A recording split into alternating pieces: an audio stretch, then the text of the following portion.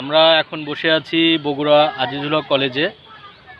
খুবই সুন্দর পরিবেশ, আপনারা দেখতেই পাচ্ছেন। একদম জলাশয়, একদম শান্ত, খুব ভালো লাগছে। আজকের ওয়েদারটাও মাশাআল্লাহ সুন্দর।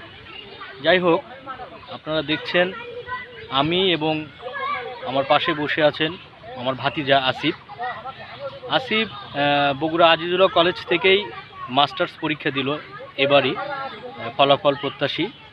তো আমি আসিফের উন্নত জীবন আশা করি।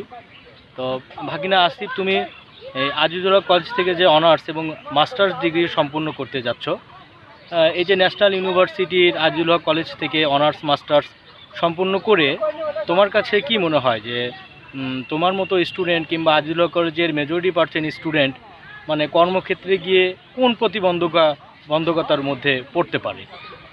এখানে অধ্যয়ন করে কি তুমি স্যাটিসফাই, নাকি তোমার পাবলিক ইউনিভার্সিটি অথবা টেকনিক্যাল বোর্ড অথবা মাদ্রাসা বোর্ড অন্য জায়গায় গেলে তোমার প্রতিযোগিতা একটু কম হতো বলে তুমি মনে করো? ধন্যবাদ আপনাকে। ভর্তিটা যখন আমরা এখানে প্রথম হই তখন আজিজুল হক কলেজে ভর্তির ব্যাপারটা খুব ইন্টারেস্টিং ছিল, যে উত্তরবঙ্গের একটা শ্রেষ্ঠ বিদ্যাপীঠ, সেখানে ভর্তি হওয়া আসলে সত্যি ভালো লাগা কাজ করে।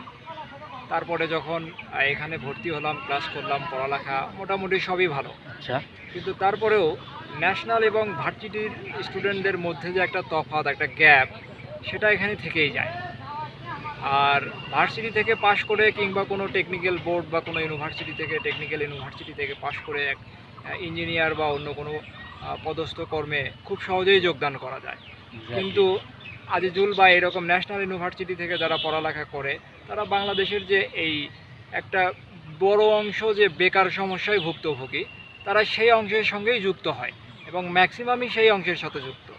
দু একজন আছে তারা হয়তো প্রথম থেকেই প্রস্তুতিটা ভালো থাকে, তারা সহজেই হয়তো একটা কোনো না কোনো কর্মে যুক্ত হয়ে যাচ্ছে এবং তারা স্যাটিসফাই জীবনযাপন করতেছে। কিন্তু ম্যাক্সিমাম ছেলে মেয়েই এখান থেকে পাশ করার পর তারা একটা হতাশায় ভোগে। তারা দীর্ঘদিন পড়ালেখা করে, তারপরে একটা চাকরি পায়, সেটা আসলে একটা লং টাইম ব্যাপার, যেটা অনেকের মধ্যেই হয়ে ওঠে না। পরবর্তীতে তারা হয় দেখা যাচ্ছে যে কোনো কোথাও নিজস্ব একটা ছোটোখাটো ব্যবসা প্রতিষ্ঠান গড়ে তোলা, কিংবা কোনো কোম্পানি বা অন্য কোনো ছোট প্রতিষ্ঠানে একটা ছোট পদে চাকরি করে সাধারণভাবে খুব ন্যূনতমভাবে নিজের জীবনযাপন করে থাকে। তো সেই থেকে আমি বলবো যে অবশ্যই ভালো আছে, যারা ভালো করে পড়ালেখা করে তারা অবশ্যই ভালো জায়গায় যায়, কিন্তু ভালোর থেকে খারাপের জায়গাটা একটু বেশি হয়ে থাকে। কারণ একটা প্রতিষ্ঠানে 10টা ছাত্র বের হয়ে এসে তারা ভালো জায়গায় গেল এবং বাকি 90 জন অন্য জায়গায় গেল, সেটা আসলে মানে কাঙ্ক্ষিত ফলাফল বলা চলে না।